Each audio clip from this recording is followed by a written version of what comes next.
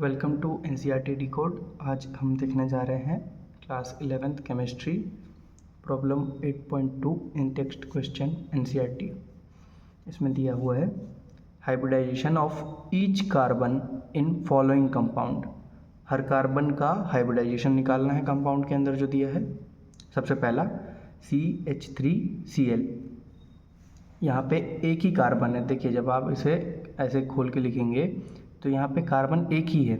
और हाइब्रिडाइजेशन निकालने का तरीका क्या होता है ऑर्गेनिक केमिस्ट्री में कि आप पहले जितने भी सिग्मा बॉन्ड हैं उन्हें काउंट कीजिए, जितने भी लोन पेयर हैं उसे काउंट कीजिए और उसे ऐड करिए। ऐड करने के बाद जो नंबर आएगा वो आपको आपका हाइब्रिडाइजेशन बताएगा। अगर मतलब देखिए जैसे यहाँ पे हम देखते हैं, यहाँ पे हमारे पास सिग्मा कितने हैं, 1 2 3 4 सिग्मा है और कार्बन के पास लोन पेयर कोई नहीं है, 0 है। तो जब इन दोनों को ऐड करेंगे तो टोटल कितना आएगा, 4। और 4 मतलब sp3 होता है। ऐसे ही जब आप सेकेंड वाला देखेंगे, आइए CH3 होल ट्वाइस CO। तो जब आप इसका स्ट्रक्चर बनाएंगे ऐसे, तो ये देखिए इसे अच्छे से बनाया मैंने। यहाँ पे अपन जब काउंट करेंगे तो मैं इस वाले कार्बन को C1 ले लेता हूँ, इस वाले को C2 और इस वाले को C3 ले लेता हूँ। अब C1 के लिए जब हम देखेंगे तो C1 के लिए देखिए 1 2 3 4 हो गए अपने पास सिग्मा। तो 4 सिग्मा और लोन पेयर कितने हैं, एक भी नहीं है। तो टोटल ऐड करने के बाद भी 4 रहेगा। तो C1 का हाइब्रिडाइजेशन कितना आएगा, ऊपर देखिए हमने 4 के लिए क्या लिखा था, sp3।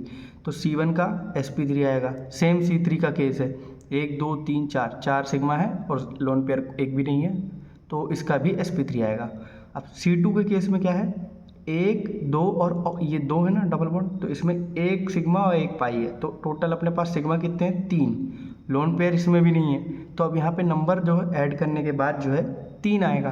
तो 3 के लिए हम लिखते हैं sp2। फिर उसके बाद देखिए अगला क्या है अपने पास, CH3Cn है। तो इसको भी जब आप स्ट्रक्चर बनाओगे तो Cn जो है वो ट्रिपल बॉन्ड है, ये याद रखना है आपको, क्योंकि 4 वैलेंसी होती है कार्बन की।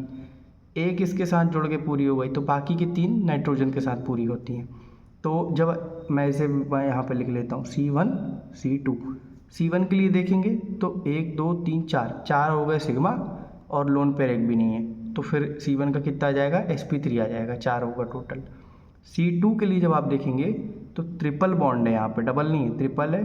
तो 1 सिग्मा 2 पाई है, तो 2 पाई तो काउंट होंगे नहीं। तो इसके लिए यहाँ पे 1 सिग्मा ये, 1 सिग्मा ये हो गए 2 और लोन पेयर अभी भी नहीं है। तो टोटल ऐड करने के बाद कितना आएगा, 2 आएगा।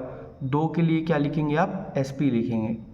फिर अगला कंपाउंड क्या है, ये है अपने पास HCONH2। इसका स्ट्रक्चर बनाएंगे तो ये ऐसा बनेगा HCONH2।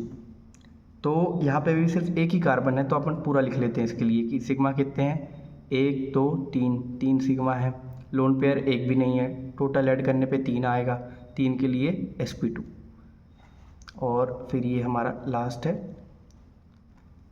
CH3CH double bond CHCN। Structure आप बनाएंगे तो ऐसा आएगा।